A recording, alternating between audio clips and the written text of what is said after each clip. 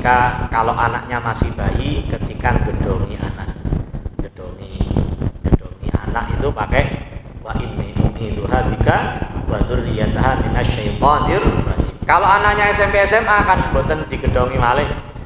Nah, itu ketika mereka mau pisah dengan kita, berangkat sekolah atau mungkin mau katanya belajar kelompok atau kemudian mau ngafe dengan temannya, diajak salaman, cipika-cipiki, ini sunnah juga mu'anaqah, sekaligus membangun kedekatan dengan anak. Terus dibisikkan di telinganya, wa inni u'idzuha bika wa dzurriyyataha minasyaitonir rajim. Sekaligus kalau bisa terjemahannya dibaca, biar anak kita itu tahu, aku iki dieman mbek bapak, aku iki dieman mbek ibu, gak diculno tok mboten. Ya Allah, saya minta perlindungan kepadamu untuk anakku dan anak turunnya dari godaan setan yang terkutuk. Keluar rumah itu nok diait eling dungane ayahe, dungane ibuke, awak iki dieman-eman ambek wong tua. Pokoke pun hafal nggih ya. Nek dereng hafal ditempelaken ten tembok, ten musala rumah dibaca sampai hafal. Nek dereng hafal pun nekat-nekat ndongaaken kene Duk, salaman cipika-cipiki. Apa jare sataris no. Wa inni a'udzubika minal khubuthi wal khabath.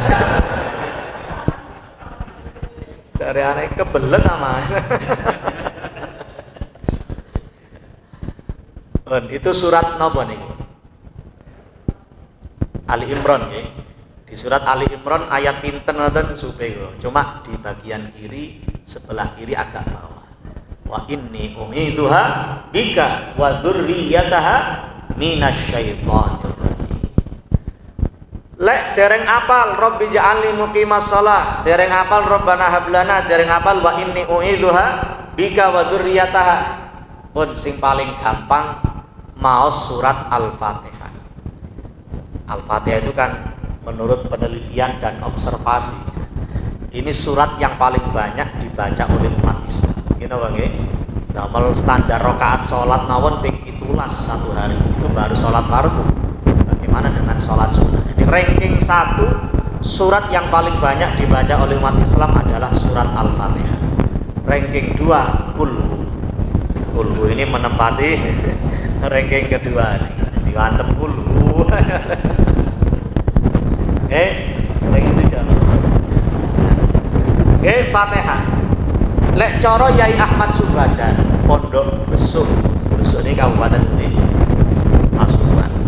Yai Ahmad Subadan almarhum mengijazahkan orang tua suami istri kalau mau tidur bacakan Fatihah untuk anak cucunya sebanyak 40 kali.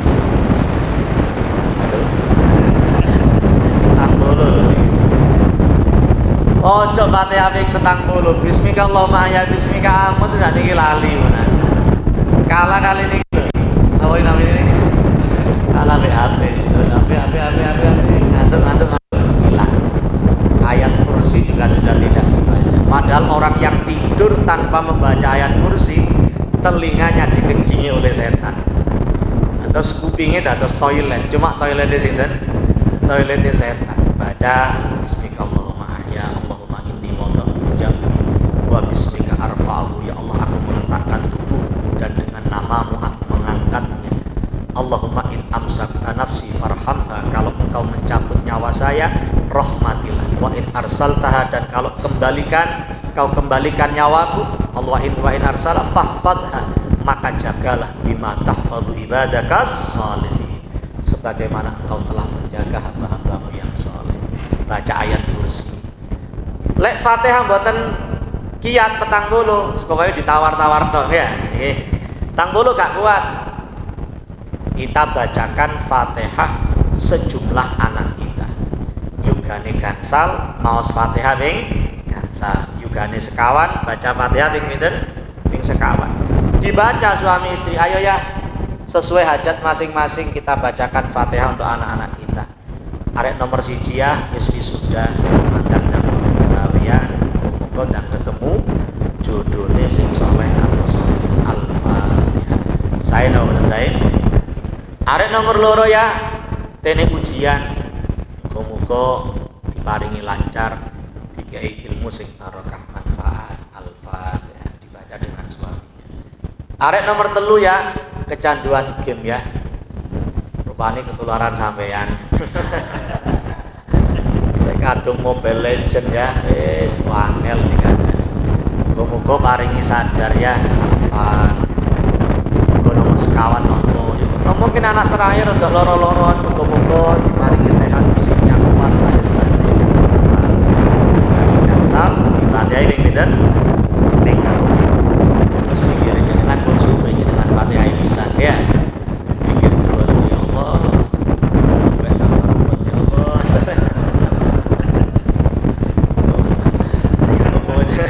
Tapi pun banter-banter kok malah terjadi perang bantal nih. Rusia melawan Ukraina. Lebete manah mau. Diciptakan iklim saling mendoakan. Kalau bisa doa ini disuruh kali tawassul. Tawassul itu apa sih? Yang disepakati ulama ada 3 jenis. Kita bahas yang pertama saja. Jenis tawassul yang disepakati ulama semuanya mengatakan boleh. Kita berdoa kepada Allah pakai perantara amal soleh. 3 pemuda dari kalangan Bani Israel yang terjebak di dalam goa itu kan semuanya berdoa kepada Allah tapi pakai wasilah perantara amal soleh, birrul walidain, amanah dan ifah. Bagaimana dia menjaga kesucian dirinya. Berarti bolehlah kita tiru keluar dari masjid, ya Allah mungkin panjenengan terami jamaah kula, jenengan terami iktikaf lan barokah saya istiqomah hadir di Masjid An-Nur ini, jadikan keluarga saya keluarga sakinah mawaddah warahmah, jadikan anak turun saya soleh dan solehah. Ini tawassul pakai perantara amal soleh yang kita lakukan. Panjenengan ngelebetaken arto no kesak kiwa no duit 2.000, kesak tengen no duit 100.000. Sing dilebetaken sing kiwa no sing tengen, sing kiwa damel bungkus sing tengen. Berarti kan 100 loro. Ya Allah, mugi-mugi jenengan terami sedekah kula dan barokah saya sedekah, pahalanya saya kirimkan untuk kedua orang tua saya, dan semoga berkah sedekah keluarga saya Engkau jadikan keluarga yang barokah, selamat dunia akhirat. Itu namanya doa kepada Gusti Allah dengan wasilah amal soleh kita. Nanti ada wasilah orang yang masih hidup, itu ulama sudah berbeda pendapat itu. Apalagi yang ketiga, pakai wasilah orang yang sudah meninggal dunia. Sebagian mengatakan boleh, sebagian mengatakan tidak boleh, mayoritas mengatakan boleh.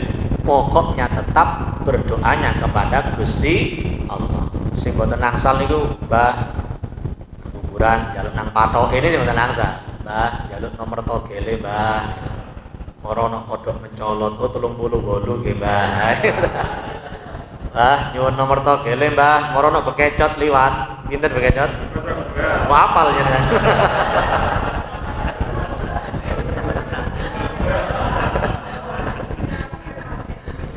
Wah, nyuwun nomor togele morono wedhus liwat. Lek wedhus pinten, Pak? Oh, ini ada kapal saiki. Kita ciptakan iklim saling mendoa. La haula wala quwwata illa billah. Apapun yang kita miliki, kita ini nol. Kita tidak punya apa-apa. Kita tidak punya apa-apa. Ono wong duwe toko nok panjen, ruko, harta yang dia kumpulkan belasan tahun, gak ada apa-apanya. Ternyata takdir ketentuan Allah, musim udan sadurunge kabeliono sing dikrokoti tikus, musim udan kena banyu kongslet, akhirnya rukonya yang dia kumpulkan belasan tahun dalam waktu 15 menit ludes dimakan si jago. La haula wala quwwata illa. Sampai kita pakai baju nih, damel klambi nih abot apa enteng sih damel klambi nih. timbangane basket, timbangane jogging, gowes itu kan kuas. Damel kelambi kan cuma mengancingkan benik atau membenekkan kancing nih. Itu ternyata Rasulullah mengajarkan ada doa pakai baju, 3 riwayat doa pakai baju. Apal standar kayak 3-3 nih. Nomor setunggal, Bismika Allahumma ahya, Bismika amut. Ini boleh daster ya, yama, training nih gue Bismika Allah nih. Lho napa dungane damel kelambi? Salah satunya nih, alhamdulillahilladzi kasani hadat taubah warzaqanihi bila haulin minni wala quwwah. Segala puji bagi Allah yang telah memberi saya baju ini, memberi saya rezeki baju ini, dan saya mampu memakainya,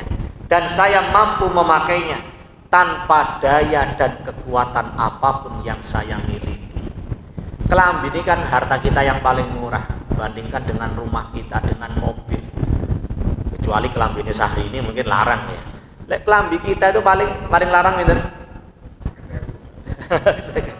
100.000, 200.000 itu wis pol-polan. Lek BHS nonton nggih 500.000 rata-rata. Pokoknya mboten BHS barang hasil silian ya. Nonton malih BHS barang hasil sowanan.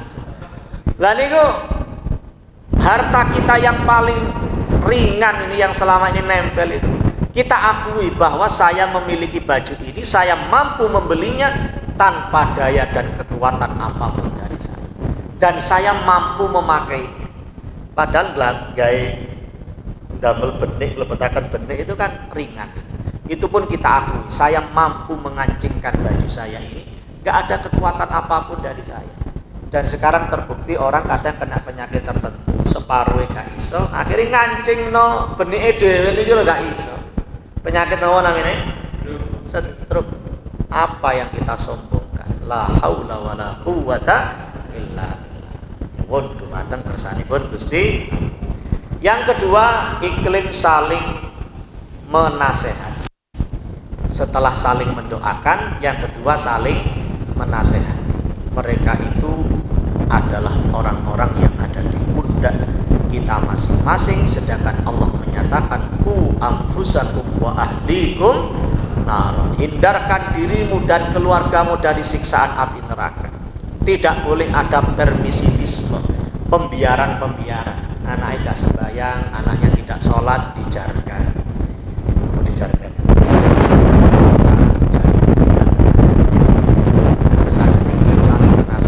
Kalau orang itu kerjasamanya dalam kebaikan dan takwa, insya Allah lestari dunia akhirat. Tapi kalau kerjasama hubungan apapun dengan manusia, tapi tidak ada iklim saling menasehati, bahkan diisi dengan kemaksiatan, di akhirat akan berubah menjadi permusuhan di hadapan Allah Subhanahu wa Ta'ala. Na'udzubillah min. Ada ungkapan bahasa Arab mengatakan, akala rajulun iyala. Ada anak-anak yang memakan kebaikan orang tuanya. Orang tuanya baik, soleh, ahli sholat, ahli puasa, tapi anaknya nggak sholat, dibiarkan misalnya. Ketika orang tuanya mau masuk surga, digugat oleh anaknya. Akhirnya Allah perintahkan malaikat, waqifuhum innahum mas'ulun. Hentikan mereka wahai malaikat, karena orang tua itu bertanggung jawab terhadap keberadaan anaknya. Akhirnya gak sido belum suarga diprotes kali anak. Na'udzubillah min. Kecuali kita sudah berusaha. Nabi Nuh sudah berusaha, gak kurang-kurang ngandanikan anaknya ini. Nah, kalau kita kan belum mendapatkan wahyu. Kalau Nabi Nuh kan dapat wahyu. Innahu amalun ghairu shalih. Sudah berhenti Nuh. Ojo kandani maneh, anakmu itu bukan anak yang baik. Nah kita kan nggak tahu. Selagi orang masih hidup, masih berproses, semoga anak turun kita anak-anak yang baik semuanya. Allahumma. Yang terakhir secara singkat, kita ciptakan iklim saling mendukung kebaikan. Dalam ungkapan Syekh Abdul Qadir Al-Jailani, makhluk itu tidak ada. Yang ada itu hanya Gusti Allah. Maksudnya gimana? Kun ma'al khaliqi ka'annahu la khalqa. Hiduplah untuk penciptamu, untuk Tuhan, seakan-akan tidak ada makhluk. Loh maksudnya gimana? Bukankah kita ini makhluk sosial? Bukankah Syekh Abdul Qadir, Imam Ghazali punya konsep Mukhalatah mumayazah, kita harus berbaur tapi juga punya batas dengan masyarakat. Itu maksudnya gimana? Kun ma'al khaliqi ka'annahu la khalqa, hiduplah untuk Tuhanmu seakan-akan tidak ada makhluk, karena makhluk itu hanya perantara. Perantara itu ada dua, perantara yang menghalangi kita untuk wusul kepada Allah, atau perantara yang membantu kita untuk wusul atau sampai kepada Gusti Allah. Kalau pasangan hidup kita mendukung kita untuk ibadah, berarti mereka adalah perantara agar kita ini bisa taqarrub ilallah, mendekatkan diri kepada Gusti Allah. Ngejak jamaah, ngejak sholat malam, ngejak poso. Ini pasangan hidup, rupa-rupa makhluk yang bisa membuat kita dekat kepada Gusti Allah. Tapi siapapun, keluarga, istri, kalau menjadi fitnah, na'udzubillah min dzalik, yang membuat orang itu jauh dari Gusti Allah, berarti dia perantara yang bisa menghalangi orang dari Gusti Allah. Nanti saling mendukung, nggak apa-apa, saling mengingatkan. Misalnya sang istri atau sang suami mengatakan, "Dik, yo si wedok ya Mas, mungkin jenenge awake dhewe iki garwa niku napa? Sigarane nyowo. Ya apa ya awake garwa puluhan tahun baru. Mungkin nanti saya lebih dulu yang meninggal dunia." Karena orang meninggal itu nomor urut apa nomor cabut? Nomor cabut kan, nomor urut jenengan riyen kula terakhir. Tapi kita nggak tahu siapa dulu yang meninggal dunia, kita tidak tahu.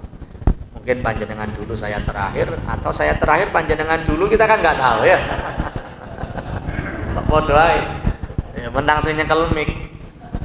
Waten mungkin aku dhisik Mas. Yo muga-muga ketika saya menghadapi nazak, menghadapi sakaratul maut, semoga ketika itu engkau ada di samping kananku dan engkau yang membimbing saya untuk mengucapkan la ilaha illallah atau Allah. Jare sing lanang, yo mungkin aku dhisik wong padha gak ro iki rahasiane Gusti Allah. Mungkin saya dulu yang meninggal dulu. Semoga ketika itu engkau ada di sampingku dan engkau yang membimbing saya untuk mengucapkan kalimat tauhid atau membimbing saya untuk mengatakan Allah. Jare sing lanang. Jare sing wedok saiki ya. Seger waras ya. Mugi-mugi sehat walafiat. Allahumma amin. Baik, barangkali ada yang perlu ditanyakan. Saya hitung sampai 2. 1, 2 enggak ada. Suruh nih. Mugi-mugi jamin enggak suruh.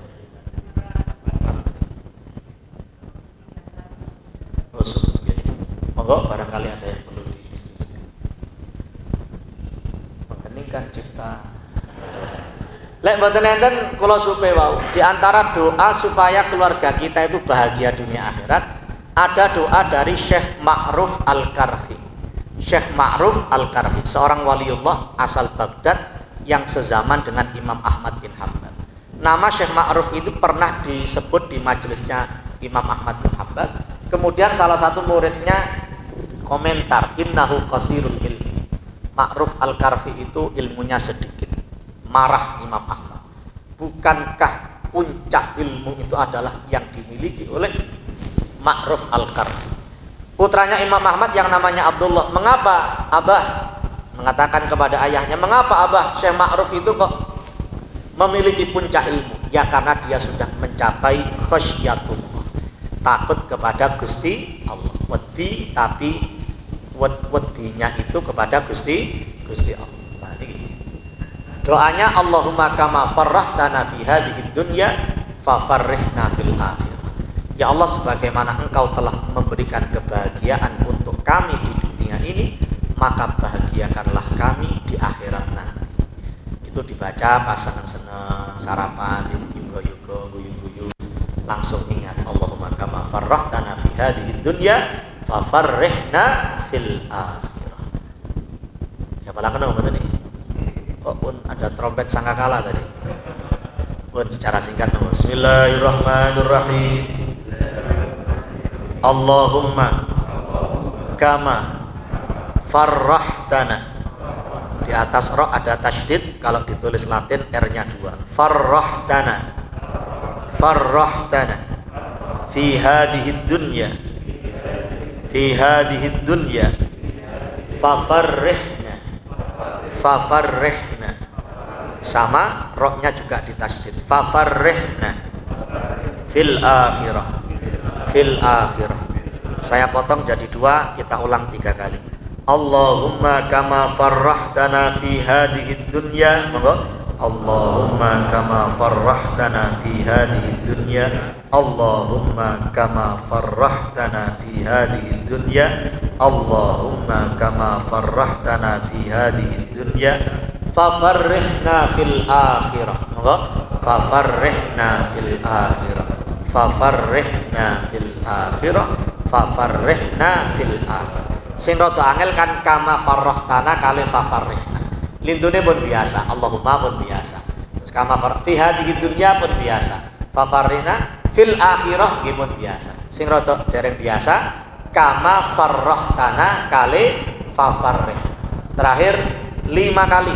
Terakhir 5 kali kita niat ngapalkan sambil memejamkan mata. Jenengan waos ping gangsal kali merem. Jenengan melek kula sampun ilang. Gangsal nggih. Allahumma kama farrahtana fi hadhihi dunya fafarrihna fil akhirah. Monggo. Allahumma kama farrahtana fi hadhihi dunya fafarrihna fil akhirah. Allahumma kama farrahtana fi hadhihi dunya fafarrihna fil akhirah. Allahumma kama farrahtana fi hadhihi dunya fafarrihna lil akhirah. Allahumma kama farrahtana fi hadhihi dunya fafarrihna fil akhirah. Allahumma kama farrahtana fi hadhihi dunya fafarrihna fil akhirah. Paling enggak sudah familiar di lisan kita, nanti kita tulis, kita foto, kita kirimkan Pak Usman atau Pak Tamrin biar di-share ke grup WA panjenengan biar tidak salah baca ya. Kita baca pas rekreasi guyu-guyu muga-muga seneng niki donya akhirat. Allahumma kama farrahtana fi hadhihi dunya fafarrihna fil akhirah. Manfaat maslahat fid wal dunya wal akhirah. Amin ya rabbal alamin. Alhamdulillahirabbil alamin wassalatu wassalamu ala sayyidina Muhammadin wa ala alihi wa sahbihi ajma'in. Allahumma inna na'udzubika min ilmin la yanfa' wa qalbin la yakhsha wa amalin la yurfa' wa da'watin la yustajabu laha. Rabbana atina fid dunya hasanah wa fil akhirati hasanah wa qina adzaban nar. Allahumma kama farrahtana fi hadhihi dunya fafarrihna fil akhirah. Jazallahu anna sayyidina Muhammadan sallallahu alaihi wasallam ma huwa ahluhu wa sallallahu ala sayyidina Muhammad wa ala alihi wasallam. Subhana rabbika rabbil izzati amma yasifun wa salamun alal mursalin walhamdulillahi rabbil alamin. Bi qabulil Fatihah.